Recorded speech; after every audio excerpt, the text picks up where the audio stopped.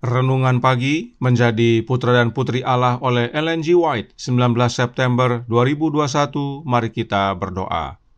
Bapa kami yang di sorga, Allah pencipta langit dan bumi, laut dan segala isinya, Allah yang maha besar, satu-satunya Allah yang benar, yang kami sembah selalu melalui anak-Mu yang tunggal, Yesus Kristus. Terpujilah Yesus, anak Allah yang maha tinggi, yang adalah pencipta dan penyempurna iman kami. Pada pagi hari ini kami bersyukur boleh bangun dan berbakti, dan sebagaimana membaca dan mendengarkan nasihat firman-Mu, kiranya ini menjadi penggugah dan pembaharuan bagi masing-masing kami. Beserta kami sepanjang perbaktian ini, kehendak-Mu yang jadi. Ampun kami akan dosa dan salah, karena kami berdoa hanya dalam nama anak Allah yang tunggal, Yesus Kristus, yang adalah Tuhan dan Juru Selamat kami. Amin. Renungan hari ini akan dibacakan oleh Saudara Stephen Ayorbaba. Silahkan Saudara Stephen. Selamat pagi saudara-saudara yang Tuhan Yesus kasihi. Judul renungan pagi kita pada hari ini adalah Para Pembela Iman.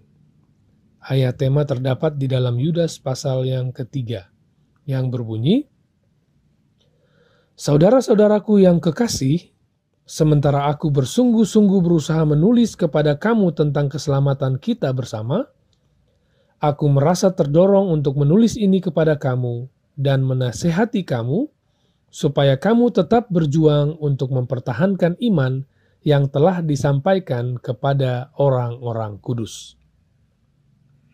Segala jenis kejahatan meningkat di dunia, dan bumi tercemar dengan penghuninya. Rencana kekal Allah akan segera digenapi, dan akhir dari semua hal sudah dekat.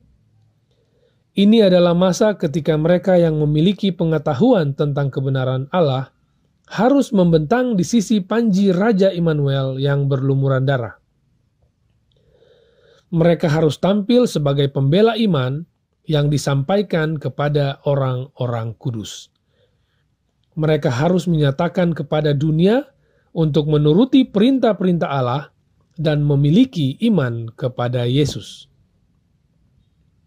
Mereka harus membiarkan cahayanya bersinar dalam sinar yang jelas dan kuat pada jalan orang-orang yang berjalan dalam kegelapan. Para prajurit Kristus harus berdiri bahu-membahu, setia kepada kebenaran, pembela hukum Yahweh. Mereka yang menyimpang dari peraturan-peraturan Allah yang jelas itu akan mendukung kekeliruan dan berbaris melawan para prajurit Kristus. Mereka akan menyatakan siapa pemimpin mereka dengan jalan yang akan mereka tempuh dalam menentang kebenaran Allah, dan dalam menegakkan kesalahan nurani dengan tindakan-tindakan yang menindas. Sekarang saatnya mengambil sikap yang tegas di pihak kebenaran.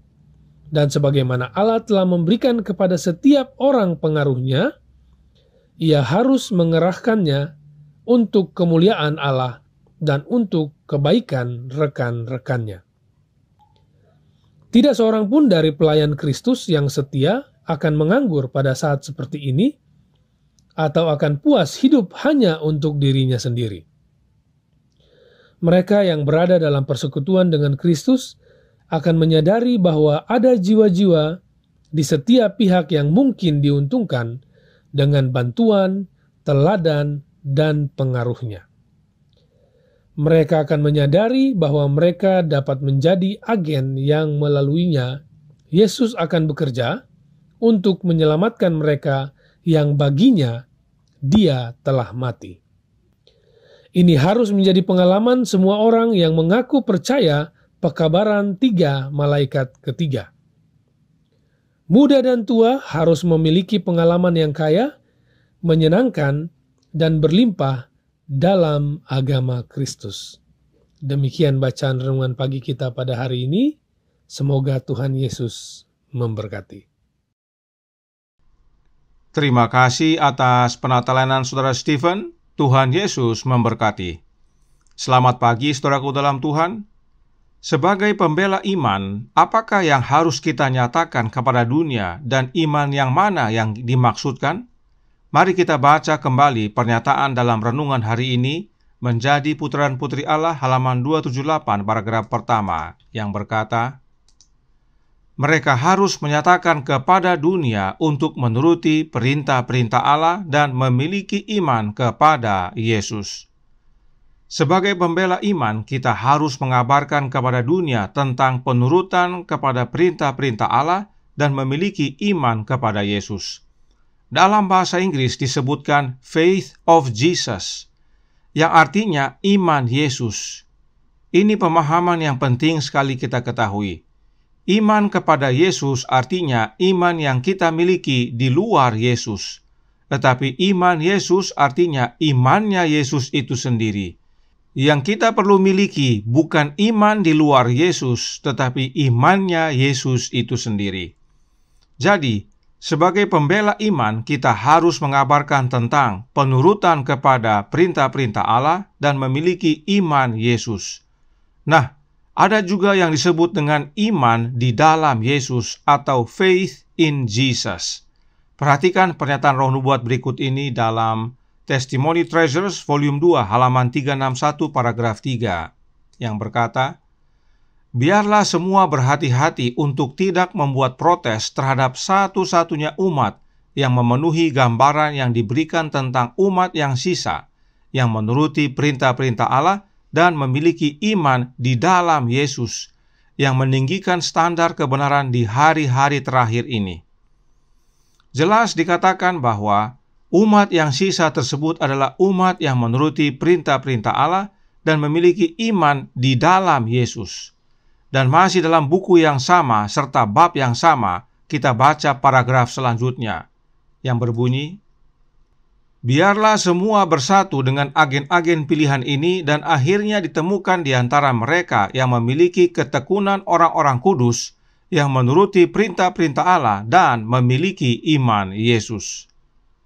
Apakah orang-orang kudus yang disebutkan dalam kutipan ini sama dengan umat yang sisa yang kita baca pada kutipan sebelumnya?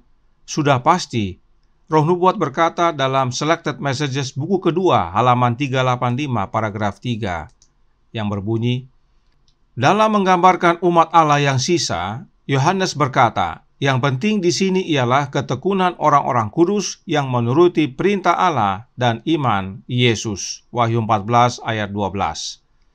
Jelas bahwa umat yang sisa tersebut adalah orang-orang kudus yang menuruti perintah Allah dan memiliki iman Yesus. Karenanya mari kita sandingkan kedua kutipan sebelumnya. Umat yang sisa adalah yang menuruti perintah-perintah Allah dan memiliki iman di dalam Yesus atau faith in Jesus. Dan orang-orang kudus adalah yang menuruti perintah-perintah Allah serta yang memiliki iman Yesus, faith of Jesus. Jelas sekali melalui penjelasan Roh Nubuat ini ada hubungan iman di dalam Yesus, faith in Jesus, dengan iman Yesus, faith of Jesus. Sebab keduanya adalah iman yang dimiliki oleh umat yang sisa atau yang disebut juga orang-orang kudus. Bagaimana hubungannya?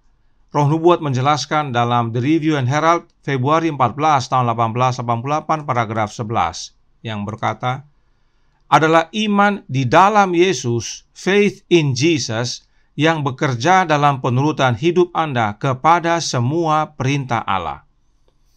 Kutipan ini penting sekali kita pahami dan ingat, bahwa iman dan perbuatan itu berhubungan. Tidak cukup hanya iman saja, dan tidak cukup hanya perbuatan saja. Harus iman yang berbuat, atau iman yang bekerja. Penurutan kita kepada perintah Allah atau hukum Allah adalah karena iman di dalam Yesus, faith in Jesus, yang bekerja di dalam hidup kita. Artinya, oleh karena iman di dalam Yesus itulah kita dapat menuruti hukum Allah.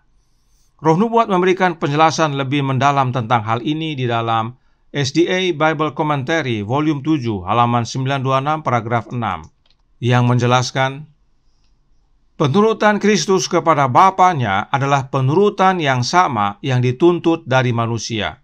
Manusia tidak dapat mengatasi godaan setan tanpa kuasa ilahi untuk digabungkan dengan alat bantunya. Begitu juga dengan Yesus Kristus.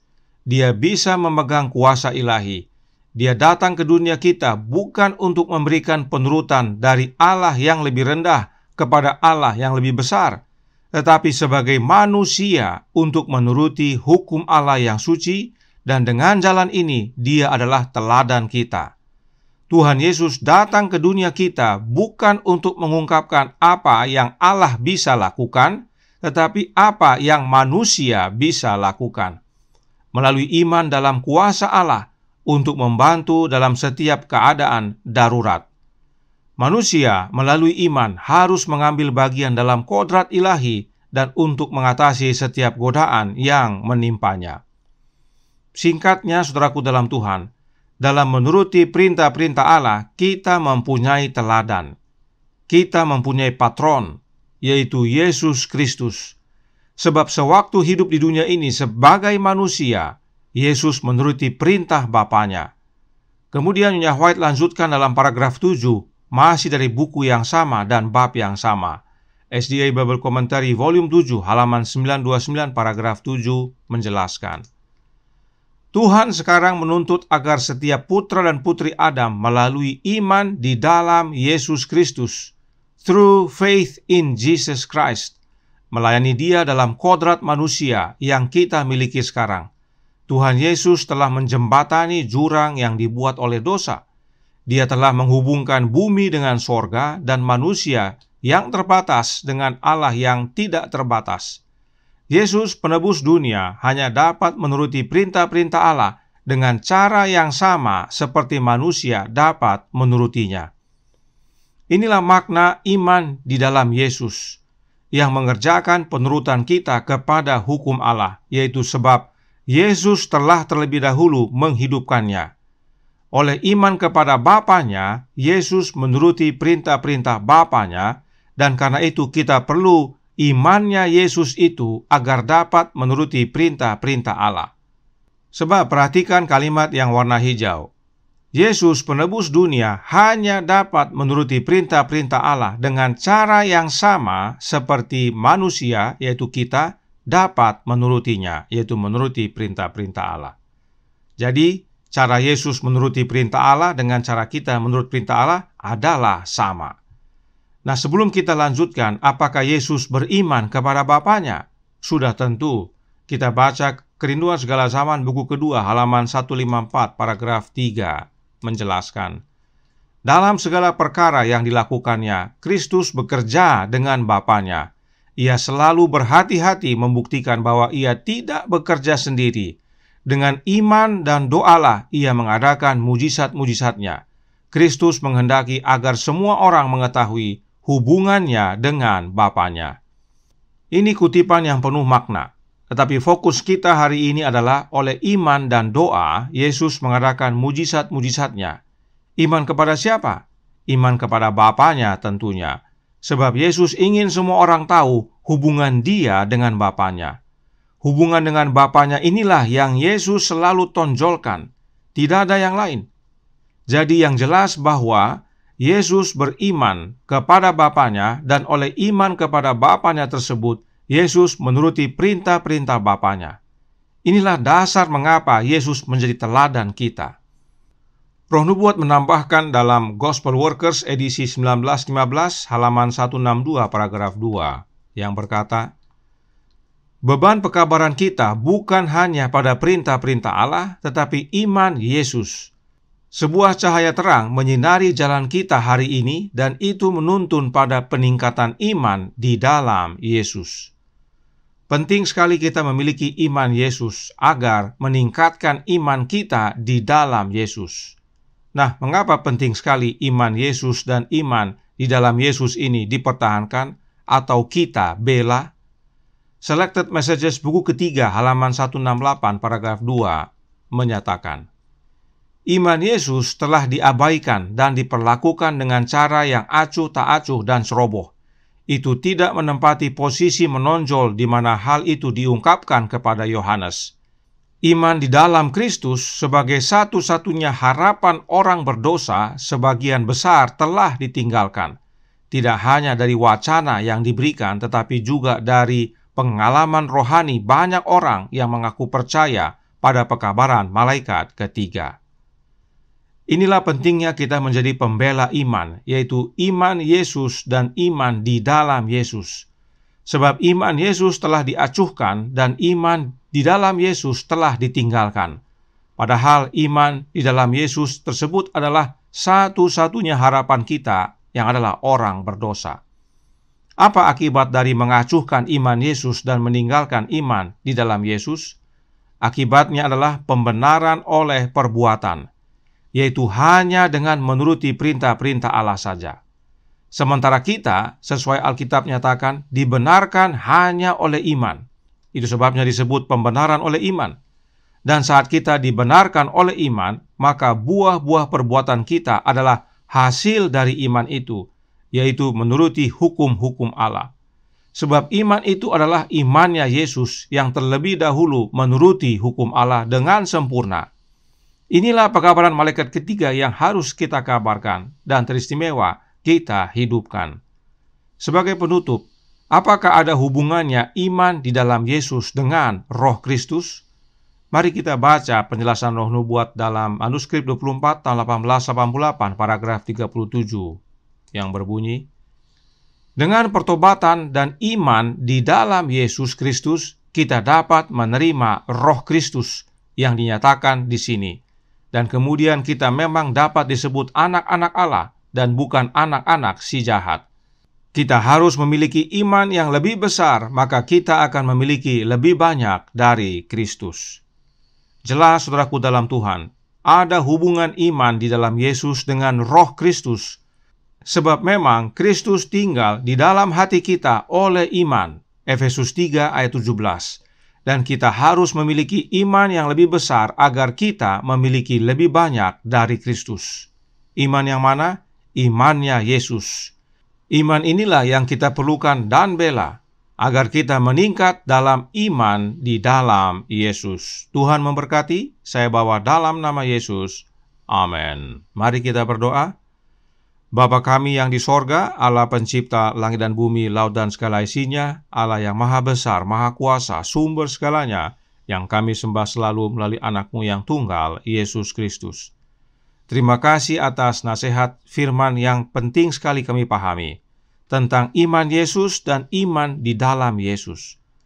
Kami perlu memiliki iman Yesus agar bertumbuh dalam iman di dalam Yesus, agar menerima Roh Kristus, dan oleh karena iman itu, kami dimampukan untuk menuruti perintah-perintah Allah.